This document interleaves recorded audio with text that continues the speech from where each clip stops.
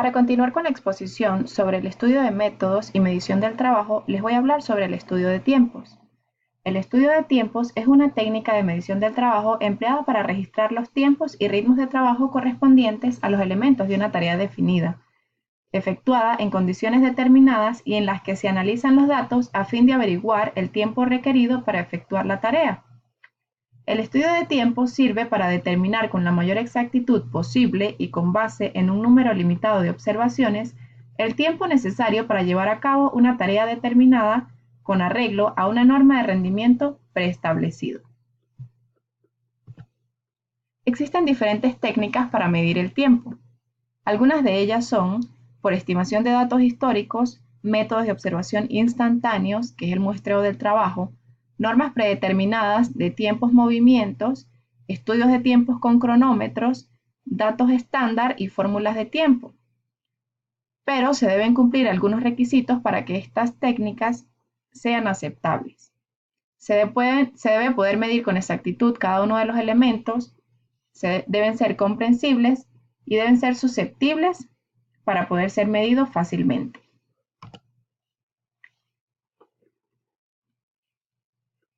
Para poder hacer un estudio de tiempos, debemos cumplir con ciertas fases para su realización. La primera fase es la preparación del estudio de tiempos, que comienza con la selección de la operación. Para empezar, es necesario determinar qué operación vamos a medir. Su tiempo, en primer orden, es una decisión que depende del objetivo general que perseguimos con el estudio de medición. Luego, tenemos la selección del trabajador. Cuando se debe elegir al operador, es necesario considerar los siguientes puntos. La habilidad. Elegir un trabajador con habilidad promedio. El deseo de cooperar. Nunca se debe seleccionar a un trabajador que se opone. El temperamento. No se debe elegir a un trabajador nervioso. Y la experiencia. Siempre es preferible elegir a un trabajador que tenga experiencia. Luego tenemos la actitud frente al trabajador. En esta etapa, la percepción del subordinado adquiere una importancia, por lo cual el estudio nunca debe hacerse en secreto. El analista debe observar todas las políticas de la empresa y cuidar de no criticarlas ante el trabajador. No se debe discutir con el trabajador ni criticar mucho menos su trabajo, sino pedir su colaboración. Es recomendable comunicar al sindicato la realización de estudios de tiempos. Y el operador espera siempre ser tratado como un ser humano y en general responderá favorablemente si se le trata abierta y francamente. Por último, en esta fase, tenemos el análisis de comprobación del método de trabajo. Nunca debe cronometrarse una operación que no haya sido normalizada. La normalización de los métodos de trabajo es el procedimiento por medio del cual se fija en forma escrita una norma de método de trabajo para cada una de las operaciones que se realizan en una fábrica. La segunda fase es la ejecución. En esta fase pondremos en práctica todo lo que seleccionamos y determinamos en la fase 1, es decir, en la fase de preparación. Vamos a comenzar con obtener y registrar toda la información concerniente a la operación. Es importante que el analista registre toda la información pertinente obtenida mediante información directa. Dicha información se puede agrupar como la información que permite identificar el estudio cuando sea necesario, como información que permite identificar el proceso, el método, la instalación o la máquina, información que permita identificar al operador y la información que permita describir la duración del estudio. Luego, debemos descomponer la tarea en elementos, cronometrar y calcular el tiempo observado. Estas tareas se van a explicar con más detalle más adelante. La tercera fase se trata sobre la valoración del ritmo de trabajo. La valoración del ritmo de trabajo y los suplementos son los dos temas más discutidos en el estudio de tiempo. Estos estudios tienen por objeto determinar el tiempo tipo para fijar el volumen del trabajo de cada puesto en las empresas, determinar el costo estándar o establecer sistemas de salarios de incentivo. Los procedimientos empleados pueden llegar a repercutir en el ingreso de los trabajadores, en la productividad y, según se supone, en los beneficios de la empresa. El estudio de tiempo no es una ciencia exacta, aunque se han hecho muchas investigaciones, particularmente en Estados Unidos, para tratar de darle base científica. Sin embargo, la valoración de la cadencia de trabajo del operador y los suplementos del tiempo que se deben prever para recuperarse de la fatiga y para otros fines siguen siendo en gran parte cuestión de criterio y por lo tanto objeto de negociación entre la empresa y los trabajadores. Al terminar el periodo de observaciones, el analista habrá acumulado cierto número de tiempos de ejecución y el correspondiente factor de calificación, mediante cuya combinación puede establecerse el tiempo normal de la operación estudiada. La calificación de la actuación es la técnica para determinar equitativamente el tiempo requerido por un operador normal para ejecutar una tarea. Entendemos por operador normal al operador competente y altamente experimentado que trabaje en las condiciones que prevalecen normalmente en su propia estación de trabajo, a un ritmo ni demasiado rápido ni demasiado lento. Uno representativamente de término medio.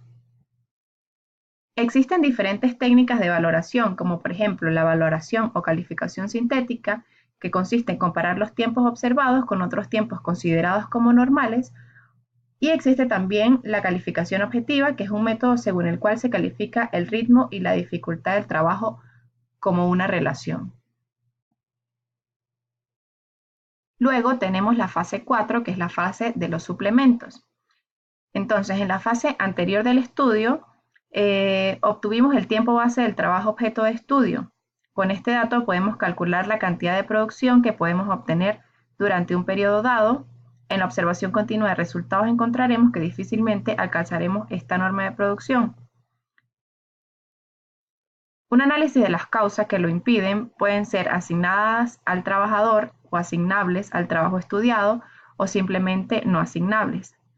Algunas causas asignables al trabajador pueden ser básicamente que el operador no desempeñe el trabajo al ritmo normal por falta de habilidad o esfuerzo, u otra puede ser que el trabajador no aproveche totalmente el tiempo disponible de la jornada de trabajo debido a la utilización de tiempos improductivos para satisfacer necesidades personales.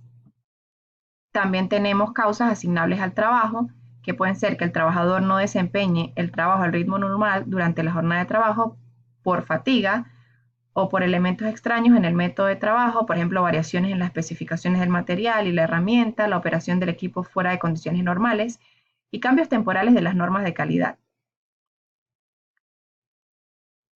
Y pueden ser también causas simplemente no asignables, como la demora en la actividad del trabajador a consecuencia de dar instrucciones o recibir información, tiempos improductivos debido a interrupciones,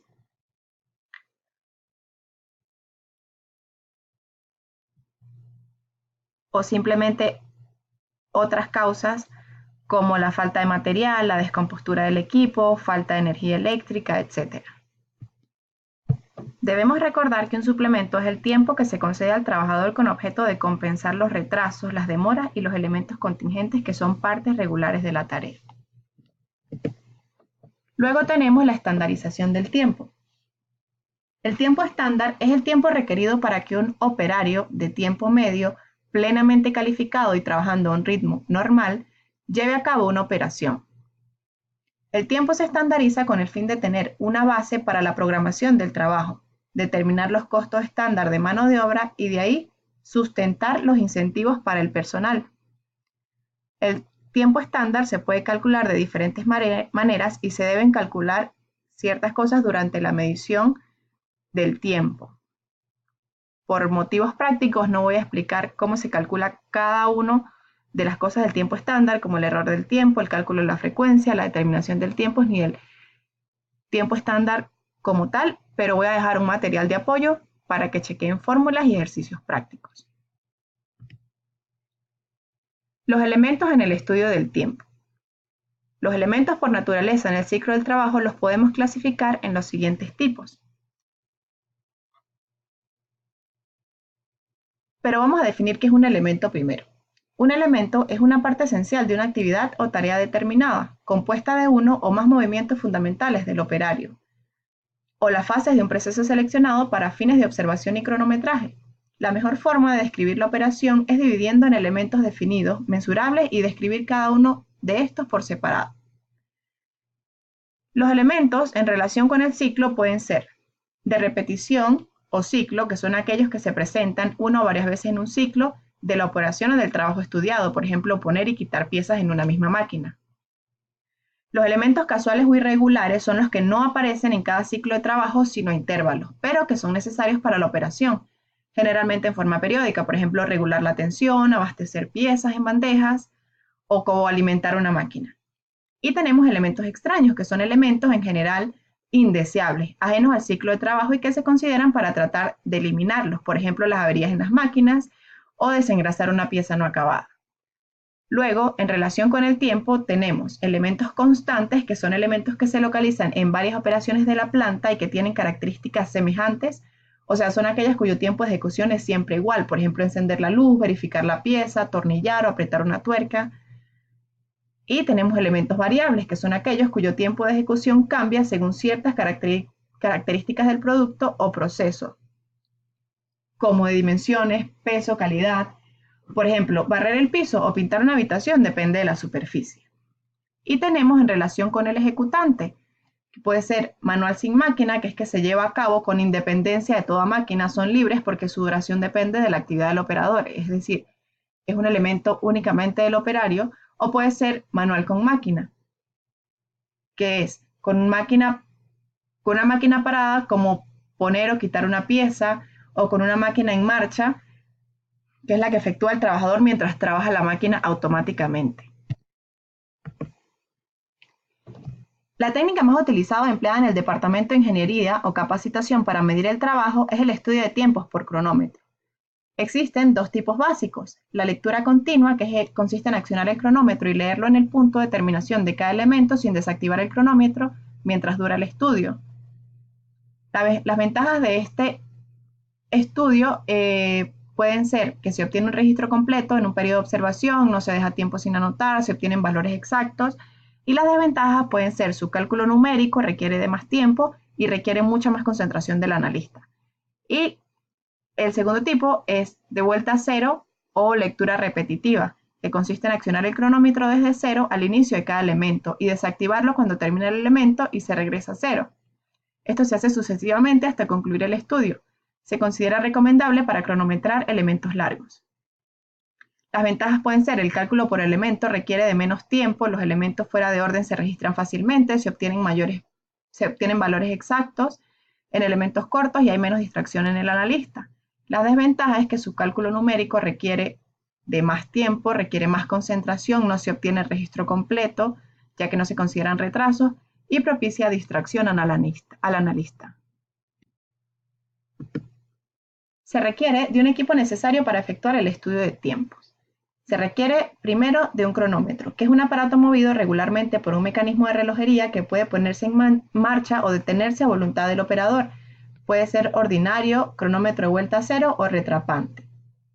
Requerimos una tabla para estudio de tiempos, que es una de las herramientas más utilizadas para realizar la medición del tiempo. Es una tabla de tamaño conveniente donde se coloca la hoja de observaciones para que se pueda sostener con comodidad y en cuyo ángulo superior se asegura un reloj para tomar tiempos. Requerimos de una hoja de observaciones, que en esta hoja se notan datos tales como el nombre del producto, la pieza, la parte, la identificación del dibujo, número de estilo, etc. Y podemos necesitar equipos auxiliares como el tacómetro para comprobar las revoluciones de las máquinas, el vernier para calibrar, el flexómetro para medir, etc. La medición del trabajo es en general una labor de alta especificidad. Debe ser realizada siempre por profesionales con suficiente formación y experiencia. El requerimiento es mucho más crítico, ya que la implementación de los resultados que se obtienen constituyen una decisión estratégica de elevada sensibilidad, por cuanto afecta a los intereses, la satisfacción y la motivación laboral de los trabajadores. La recomendación es que hay que medir el trabajo con propiedad y acierto, en un ambiente de trabajo favorable y amigable y con la participación y colaboración motivada de todos los involucrados. Gracias por escucharnos y nos vemos en una próxima oportunidad.